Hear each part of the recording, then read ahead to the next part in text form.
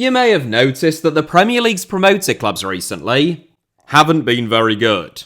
All 6 of them over the last 2 seasons have gone straight back down with record low points tallies. Whereas 10 wins or 40 points used to be described as the magic numbers required for survival, and West Ham actually went down despite achieving both of those in the 2002-03 season, in 2023-24, Luton, Burnley and Sheffield United only won 14 games and 66 points between them, or an average of 22 points each. And in the 2024-25 season, Leicester, Ipswich and Southampton went one worse, winning a fairly pathetic combined 12 games and 59 points, averaging out at less than 20 points each. The 3 promoted teams last season won the same number of points between them as Leeds won on their own in their first season back in the Premier League in 2020-21, only 4 years earlier. These pitiful and worsening points tallies, combined with an ever-expanding financial gulf between the Premier League and the Championship, spending regulations which are unfavourable towards promoted clubs, and the mounting strength and depth of the Premier League's existing 17 teams, led some people to ponder whether Premier League survival had become impossible for promoted clubs, turning English football's top flight into a Super League-style closed shop. The start of this season, though, has taken a wrecking ball to that theory. After just 6 games, Sunderland are only 1 point off matching Southampton's points tally throughout the whole of last season, and already have the same number of wins, 3 from 6, which currently puts them inside of the Champions League places, above both Man City and the reigning world champions Chelsea. Leeds have won 2, drawn 2 and lost 2, putting them above the likes of Man United, Newcastle and Aston Villa at this stage. And even Burnley, the least impressive of the trio to date, have managed to hold their own. They are one of only 2 teams to have defeated high-flying Sunderland, and they've only lost one of their opening 6 games by more than 1 goal. If the 3 promoted clubs maintain their current points per game records across the whole of this season, Burnley, Leeds and Sunderland would win 25, 51 and 70 points respectively, which would put the combined points tallies of the Premier League's promoted clubs over the last 3 seasons at 66, 59, and then all of a sudden, 146. That seems pretty unlikely. It would mean Sunderland would almost certainly qualify for the Champions League, but what it illustrates, at least at this early stage, is that the promoted clubs this season are at the very least much more competitive. In the blink of an eye, the prevailing narrative appears to have switched from "it is impossible for promoted clubs to survive, the Premier League is basically Major League Soccer now," to "the last 6 promoted clubs were just terrible, everything's actually fine." But which is it? Well, that's what today's video is all about. So sit back, relax, and join me on a journey from the northeast to the northwest via West Yorkshire, as we take a look at why this season's promoted clubs look so competitive, what is different about either them or this season, or both compared to the last 2, and whether it is this season or the last 2 that are the anomalies when it comes to promoted clubs as a whole.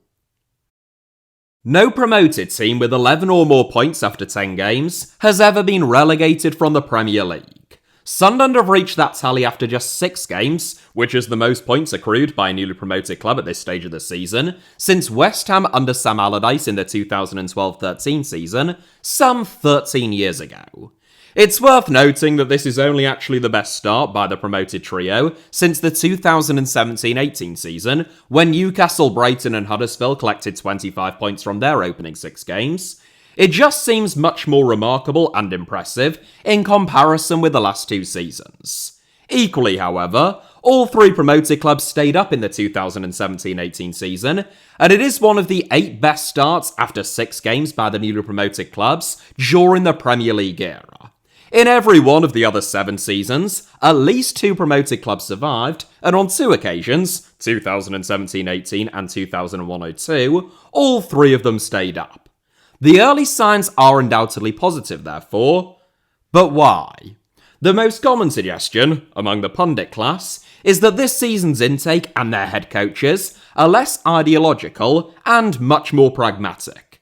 This has been a consistent criticism of promoted clubs in recent years, that they are too wedded to the tactics, systems and principles that won them promotion from the Championship, even if they don't work in the Premier League, and that they are too stubborn to implement a plan B, which might make them harder to beat or win them more points. The promoted clubs this season, by contrast, are portrayed as being much less dogmatic. Burnley under Vincent Kompany 2 seasons ago versus Burnley under Scott Parker now is perhaps the most emphatic or striking example. Kompany played under Pep Guardiola at Man City and Roberto Martinez with Belgium, and before joining the Clarets, he spent 2 years managing Anderlecht. Consequently, Kompany placed a huge emphasis on possession and dominating games, favouring a 4-3-3 or 4-2-3-1 formation where one fullback would invert and the other would overlap. His Burnley team steadfastly refused to go long, they attempted to make presses, and the team was positionally disciplined in an attempt to create choreographed moves and passing lanes for his young and energetic squad to exploit. In the Championship, this all worked a treat. Kompany was able to instantly implement his ideas with the squad in transition, albeit one that had only just come down from the Premier League and had one of the division's biggest budgets, but they were among the most dominant Championship teams ever in every respect. They kept a division-high 64% possession, they played the second most passes, trailing only Russell Martin's even more dogmatic Swansea team, they scored the most goals, they conceded the fewest, and they amassed 101 points, 10 more than second-place Sheffield United, 21 more than third-place Luton Town, and the 6th most in the history of the division. It would be fair to say that things went pretty well. In the Premier League, somewhat less so. Kompany didn't compromise on any of his principles, but Burnley found keeping possession much more difficult against elite opposition, they struggled to carve out the same number of opportunities, and their defensive frailties were brutally and ruthlessly exposed. The Clarets kept 47.4% possession, down from 64% in the Championship. They completed fewer than 14,000 passes, as opposed to over 23,000, and crucially, they only won 24 points, as opposed to 101.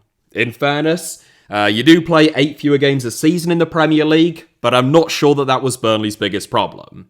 According to a lot of people, Burnley's biggest problem was a refusal to accept that they weren't good enough to pop the ball around £500 million squads inside of their own box, beat the press of teams like Klopp's Liverpool or De Zerbi's Brighton, and dominate every, if any, game that they played in. Kompany's refusal to sacrifice his principles or play another way, so the narrative goes, was simultaneously what got Burnley relegated, but also what landed him the top job at Bayern Munich, one of the most prestigious roles in world football, where he regained the Bundesliga title in his debut campaign. Scott Parker, by contrast, seems unlikely to be poached by European giants anytime soon, but his tactics are also a lot less ambitious, if you like, and a lot better suited to keeping a promoted club in the Premier League, at least according to about 99% of English football pundits. From 64% possession in the Championship and 47.4% in the Premier League under Kompany 2 years ago, Burnley only kept 56.6% possession in the Championship last season, despite winning 100 points, and they have kept by far the least possession of any team in the Premier League this season, at just 33.8%. No other team has kept less than 40%, though Burnley fans may take some comfort in the fact that Crystal Palace, who are unbeaten in 18 games at the time of recording, have kept the next least possession at 40%. Burnley weren't even especially prolific scorers in the Championship under Parker, averaging exactly 1.5 goals a game, which, again, is pretty modest stuff for a club that won 100 points, but their defensive record was absolutely phenomenal, and that is an understatement. Burnley only conceded 16 goals all season, which is, again, by far the fewest of any team in Championship history. West Brom's 2001-02 backline was the next most miserly, but even they conceded 29 goals, which is over 81% more, or not far off double, how many Burnley conceded last season. Burnley conceded an average of just 0.347 goals per game last season, which is less than Chelsea conceded, 0.394 goals per game, when they set the Premier League's clean sheet and goals conceded record under Jose Mourinho in the 2003-04 season. Parker's Burnley sit deep, aim to be hard to beat, and try to make the best of what they can create on the break with 3 fairly speedy forwards. They play with a back 4 or 5, with either a bank of 4 with 5 in front of them or vice versa, when out of possession.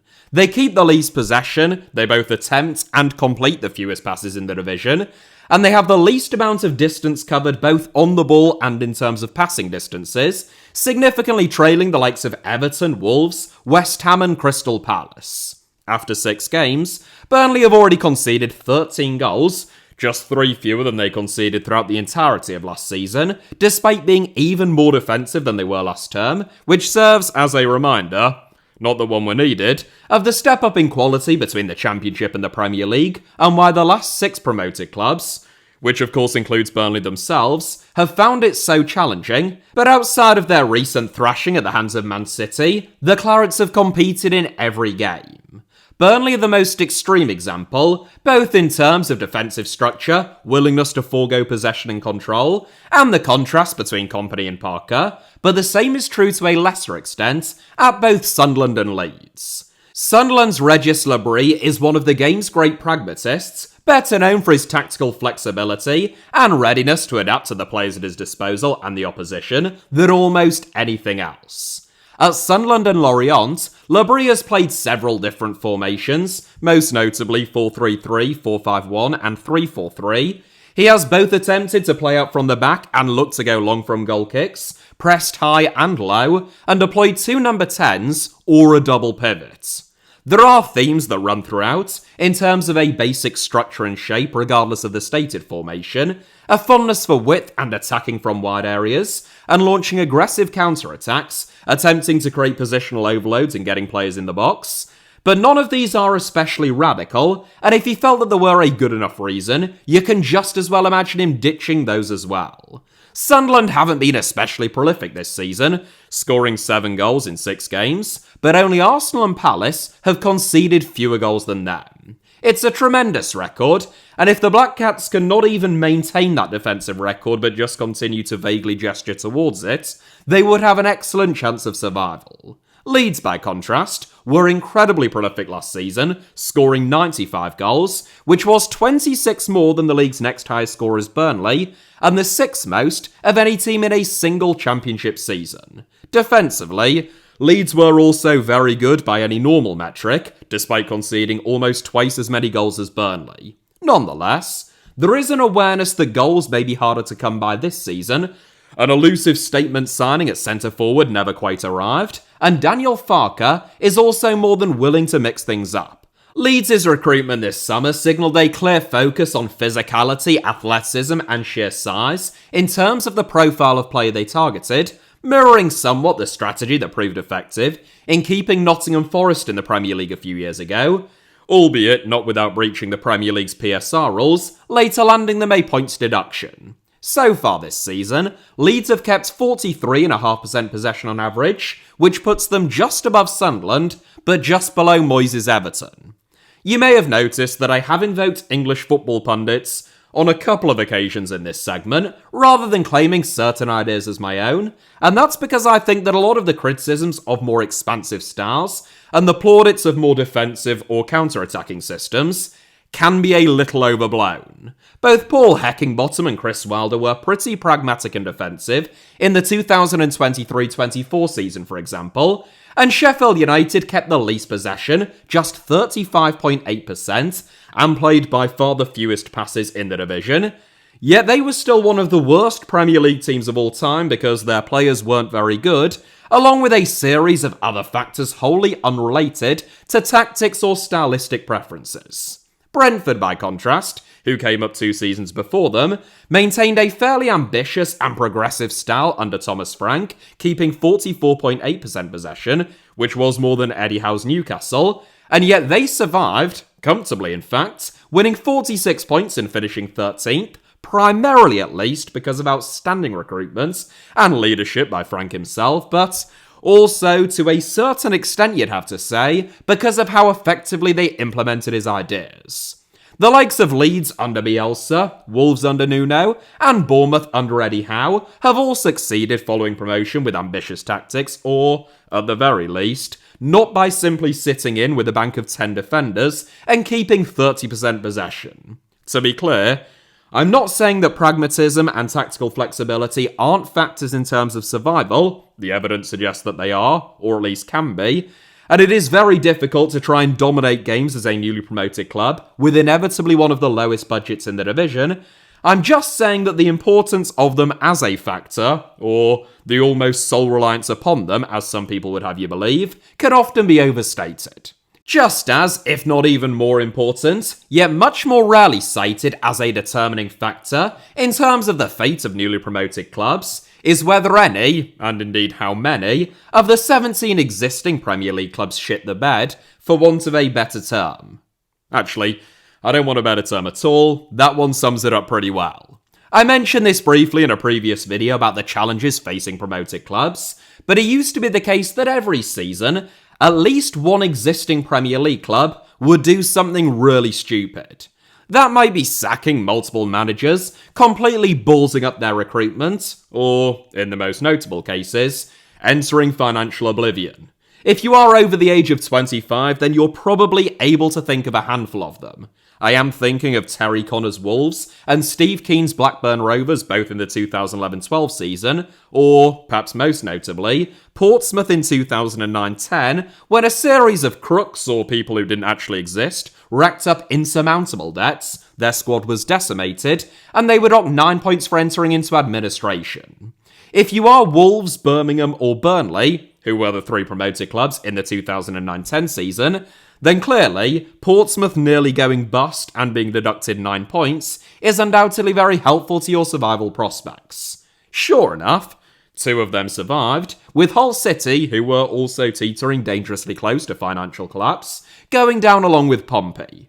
The fact that Premier League owners are almost all so wealthy now, their operations are so professional and many of their directors so competent, and, loathed as it may be in many quarters, the post-Pompey spending and loss limits are so much stricter, means that we very rarely see those kinds of spontaneous combustions. In fact, we basically never see them at all. When you think that last season, Tottenham, the 9th richest club in the world, who also won the Europa League last season, finished 17th in the Premier League, just 1 place above the relegation zone, and Manchester United, the 4th richest club in the world and also Europa League finalists last season, finished 15th, then, yes, survival is nigh on impossible for any of the promoted clubs under those circumstances. That's not to say that Leicester, Ipswich and Southampton weren't terrible. They were pretty bad, weren't they? But it is to say that even if they were mediocre, or even quite good by promoted club standards, the chances of them finishing above even an atrocious Spurs team are pretty slim. We don't have anything like Wolves, Blackburn or Portsmouth's outright collapses this season, or not yet at least, and I should think that anything resembling them is highly unlikely, but unlike in the last 2 seasons, there are at least a couple of so-called rich 17 clubs who are mired in what could accurately be described as quasi-crises. Wolves, most notably, who are yet to win a game this season and are currently bottom of the league, have been in regression for at least the last 3 years, and they lost both Mateus Cunha and Rayan Aït-Nouri to the 2 Manchester clubs over the summer, leaving them looking very vulnerable. West Ham, meanwhile, who currently sit 19th, have reached a crescendo in terms of mismanagement and discontent towards the club's owners. The Julian Lopetegui and Graham Potter experiments both failed, and now they are relying on Nuno Espirito Santo breathing some new life into what is starting to feel like a bit of a dying club. Elsewhere, if anyone is capable of completely self-destructing, it might just be Nottingham Forest, in light of hot-headed owner Evangelos Marinakis having a notable reckless streak.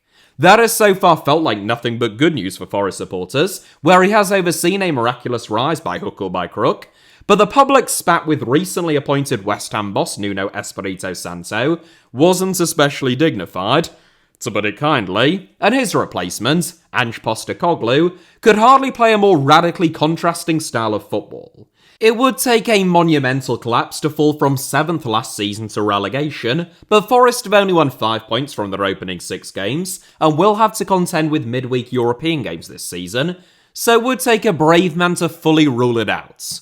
Not as brave as a World War II pilot or anything like that, just a sort of 3 or maybe a 4 out of 10 on the bravery scale. Even Aston Villa, though I would suggest that the likelihood of them actually going down is extraordinarily slim, have had a pretty nightmarish start and are facing a multiplicity of headwinds. They beat Fulham at the weekend, which they will hope can ignite their season, but prior to that, they were winless and had only scored 1 goal from their opening 5 games, which is why they're currently 16th.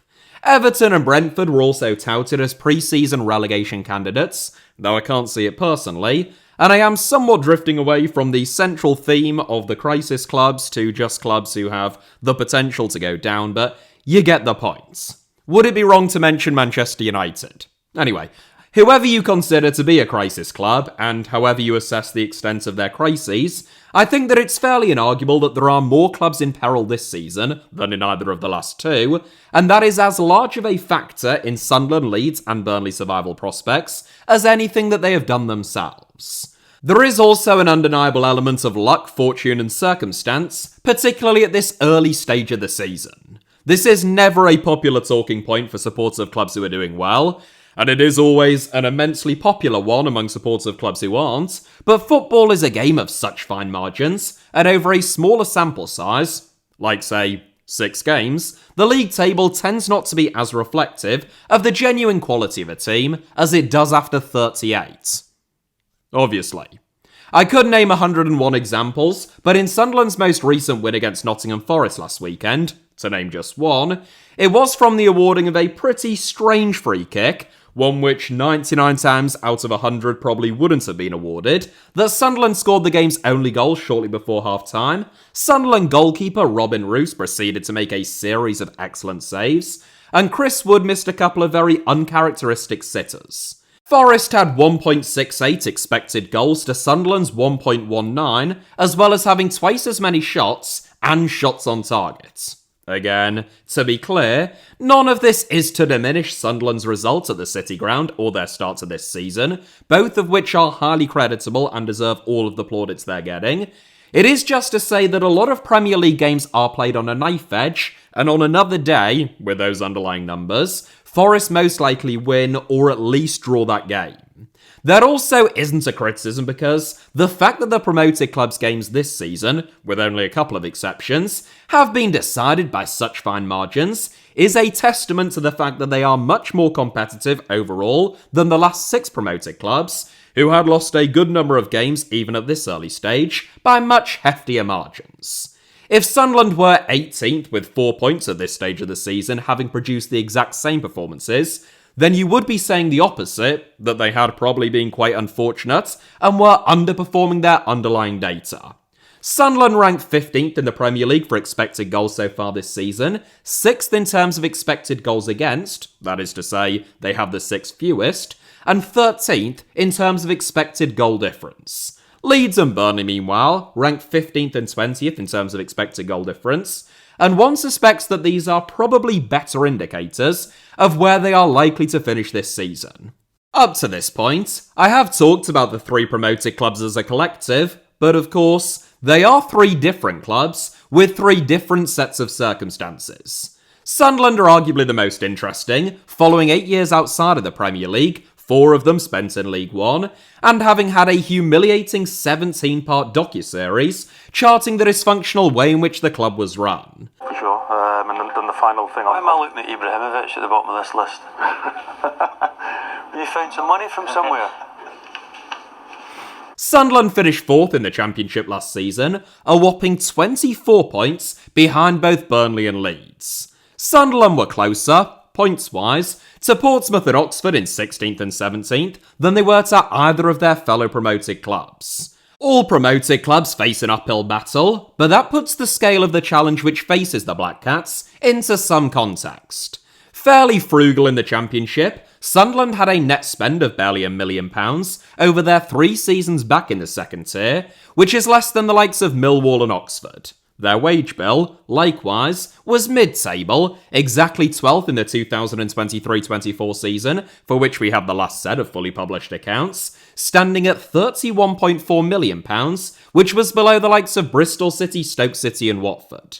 They still lost almost £18 million over the preceding 2 seasons. That is par for the course in the Championship, where most teams lose more, but there was a focus on youth and on developing players that kept Sunderland's wage bill relatively low, and saw them benefit from lucrative sales of the likes of Ross Stewart, Jack Clarke, and, most recently, Tom Watson and Joe Bellingham.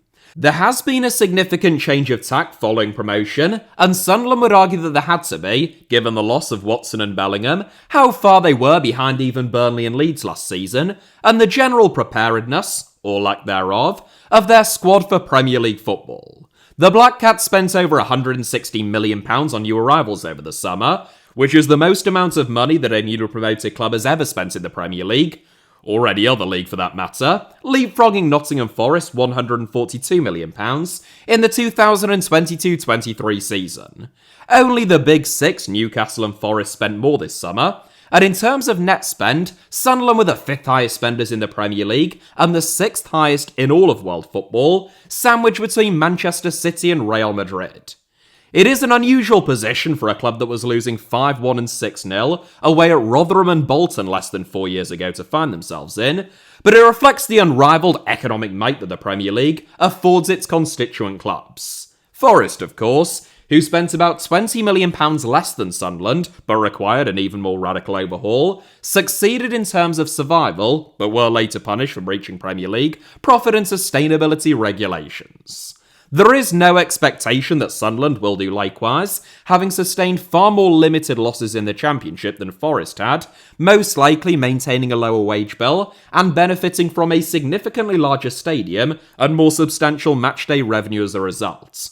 Whereas Premier League clubs are permitted to lose a maximum of £35 million a season after allowable deductions, averaged out over a rolling 3-year period, adding up to a total of £105 million, Championship clubs are only allowed to lose about £13.8 million a season, or £41.5 million over 3 seasons, following a recent minor increase. For newly promoted clubs, the two leagues' loss limits are combined. So for Sunderland, when they publish their 2024-25 accounts, they will be allowed to have lost a maximum of £62.6 million over the last 3 seasons, £27.6 million from their 2 championship seasons, and £35 million from their 1 in the Premier League. The same is true of Leeds United. Meanwhile, Burnley would be able to lose £97.6 million because 2 out of their last 3 seasons will have been spent in the Premier League, and only 1 in the Championship. I apologise if you are bored of hearing about spending regulations. I am too, but they are relevant, so it would be remiss of me not to mention them. Sunderland's spending and revamp is reminiscent of both Forest in 2022-23 and Aston Villa under Dean Smith a few years before them, all 3 of them, incidentally, playoff final winners. But whereas they felt like brand new squads, Sunderland's transition feels a little bit smoother, with the likes of Chris Rigg, Enzo Lafay, who was only signed this summer but spent last season on loan at Sunderland, Wilson Isidore, Dan Ballard, Dan Neil and Luke O'Nien still big characters and, in some cases at least, big players in Reggie Labree's squad. Though Sunderland made a raft of signings, largely maintaining a focus on youth and sell-on value, their most important signing was a 33-year-old Granit Xhaka. A remarkable signing that isn't talked about anywhere near enough, or at least wasn't until about a week ago. Xhaka finished 16th in 2024 Ballon d'Or voting, above the likes of Bukayo Saka and Cole Palmer, having played an integral role in Bayer Leverkusen winning an invincible domestic double and reaching the final of the Europa League. The fact that, less than a year later, Sunderland were able to tempt him to the Stadium of Light is a major coup which could well come to define their season. Switzerland's captain and most capped player of all time, Regis Labrie handed Xhaka the captain's armband at Sunderland on day 1, and his arrival seemed to lift everyone at the club off the pitch, as well as elevating the level of all those around him on it. In a young and inexperienced squad, particularly at Premier League level, Xhaka brings an air of calmness and quality to the middle of the park, and appears to be revelling in his role as the proverbial big fish in a small pond. That is to say nothing of the fact that he's also quite good at football.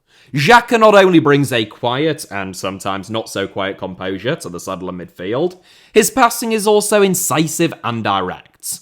Only 5 midfielders, Elliot Anderson, Dominic Szoboszlai, who hasn't even played in midfield most of this season, Bruno Fernandes, Moises Caicedo and Declan Rice have passed the ball further than Xhaka's 5,316 yards. In the Premier League this season, only 12 players in the division have made more than Xhaka's 34 passes into the final third, and literally only Jack Grealish has made more than Xhaka's 3 Premier League assists at this stage. Elsewhere, the highly rated Nordi Mukele looks to be a real coup for just £9.5 million, rising to £12.5 million subject to add-ons from PSG.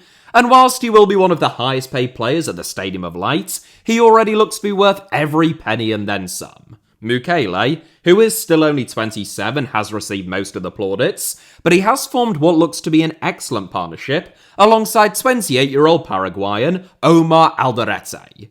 Signed from Getafe for a reported £10 million, plus £900,000 in potential future add-ons, Alderete is exactly what you would expect of a Getafe centre-back if you have even a fleeting familiarity with La Liga.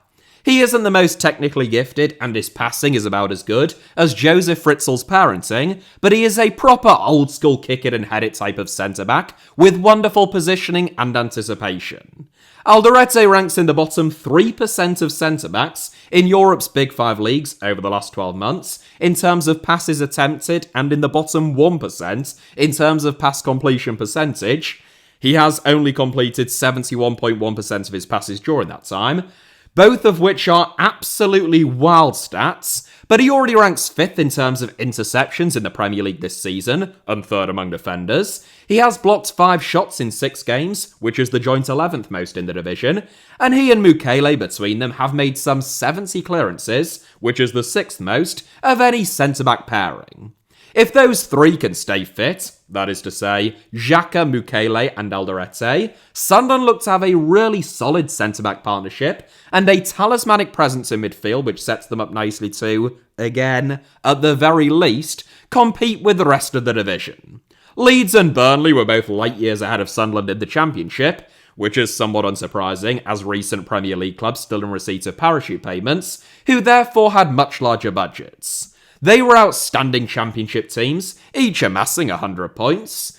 But then so too were Leicester City and Ipswich Town the season before them, when they finished above Leeds, and that didn't count for much in the Premier League. Though Leeds were still fairly big spenders, forking out around £100 million gross and £92 million net, and the 3 promoted clubs as a collective spent more than any other promoted trio in the history of the Premier League, it was still a slightly underwhelming window as far as many supporters and onlookers were concerned. For all of the talk of the 69ers' wealth and ambition, Leeds' American billionaire ownership group, the Whites spent the least out of the 3 promoted clubs, and there were areas of the squad in need of strengthening which went unaddressed.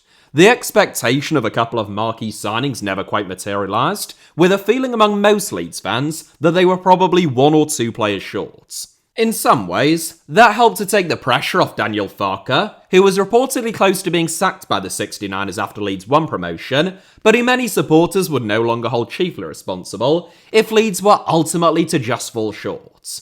Though not the most eye-catching, Leeds' recruitment was certainly heavily targeted, as alluded to earlier in this video, with 9 of the club's 10 first-team summer signings over 6 feet tall, and 4 of them over 6'3". Leeds may be outplayed at times this season, therefore, lacking a little bit of guile, flair, and invention in midfield, but they shouldn't be outrun or outfought. The plan is clearly to win the physical battle and be tough to beat, while maintaining some teeth on the break. I think we can say that they've probably succeeded in terms of the first, but the jury is still out regarding the second. Leeds have scored 6 goals from their opening 6 games. Not great, not terrible. It is the joint 5th fewest in the division, but they have really struggled in terms of chance and shot creation, especially from open play. That's what was so promising about Leeds' 2-2 draw against a very good Bournemouth team last weekend, which I think was comfortably Leeds' best performance this season, in which they not only dominated physically, against a team which is renowned for their exceptional pressing and intensity, but created more chances, had more shots, and more shots on target. In fact, of Leeds' 19 shots on target so far this season, 8 of them came in that game alone. If they can pose that kind of threat and carve out those kinds of chances on a consistent basis, survival ought to be within reach. But that's a big if. The biggest question mark is still in regards to Leeds' centre forwards. Dominic Calvert-Lewin once scored 16 goals in a Premier League season, but that was 5 years ago. He only scored 3 for Everton last season, mired by injuries for the last few years, and Leeds will most likely need him to at least double that tally if they are to have any prospect of staying up, unless Noah Okafor, Lucas Mecha, or, seemingly even less likely, Joel Pirro, can enjoy eye-catching breakout campaigns in the Premier League this season. Burnley spent slightly more than Leeds over the summer, albeit with a lower net spend following James Trafford's move to Man City, and they also lost key players CJ Egan-Riley and Josh Brownhill on free transfers. It's not exactly ideal preparation for life in the Premier League, and goal scoring is likely to be just as big of a problem for them as it is for Leeds this season, if not even more so in fact. Far less prolific in the Championship, if Armando Broja is the answer, I'm not sure what the question is. Which striker will almost certainly get you relegated, perhaps? The big Albanian has only scored 2 league goals over the last 3 years. No, you didn't mishear me there. And none since October 2023, almost 2 whole years ago. In 2025, that is a striker worth a reported £20 million. Lyle Foster has been Burnley's starting centre-forward this season, who scored 5 goals in 24 games in his last season in the Premier League, and 2 goals in 28 games in the Championship last season, when midfielder Josh Brownhill led the Claret scoring charts, and which still made Foster their highest scoring out-and-out striker. So far this season, left winger Jadon Anthony has been a revelation, scoring 4 goals in 6 games. Only Erling Haaland has scored more than the 25-year-old former Bournemouth man, and if that level of output were sustainable, it wouldn't matter if Foster and Broja didn't turn into prolific goal scorers overnight. Anthony has so far scored 4 goals from 2.1 expected goals though, with exactly a third of his shots finding the back of the net. That is a far better rate of return, in percentage terms, than either Erling Haaland or Mohamed Salah for example. And whilst I actually like Anthony a lot, and I wouldn't be at all surprised if he led Burnley's scoring charts this season, the idea that that is sustainable seems somewhat fanciful. One thing about this season, also in contrast with the last 2, is that the mood around the 3 promoted clubs feels a lot more like it used to before the recent era of depression, where, certainly at the start of the season, there's so much energy and excitement around the promoted teams, especially at home, that no one really wants to go there in the first few weeks or couple of months of the campaign. You want to face them around Christmas time or later, when they're a bit more battered and bruised and some of the novelty of Premier League football has begun to wear off. This is why it used to be the case that teams would sometimes enjoy a newly promoted bounce following promotion, before a painful bout of second season syndrome took them down. Sunderland in particular, following a decade of despair and 8 years outside of the Premier League, are unburdened by the misery and fatigue of losing most weeks, which can demoralise and fatigue yo-yo clubs, with a real feel-good factor around the Stadium of Light, which has a capacity of almost 50,000 and will be sold out every week this season. Leeds have more recent Premier League experience, and therefore somewhat less novelty, but Ellen Road can still be a real cauldron when spirits are high, as they currently are, and Leeds have an outstanding home record. Turf Moor is much smaller than either the Stadium of Light or Ellen Road, but it has a novelty factor as well, as one of the oldest and most antiquated stadiums in the division, with a unique feel all of its own.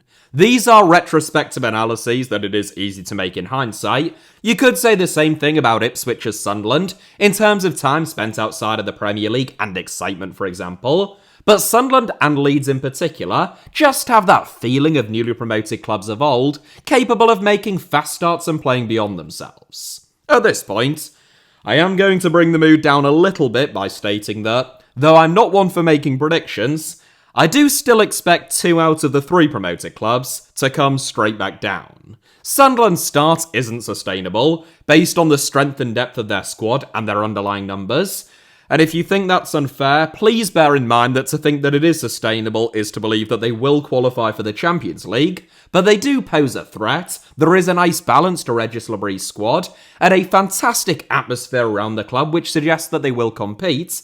Leeds need to share the goals around because you wouldn't feel confident about any of their forwards hitting double figures.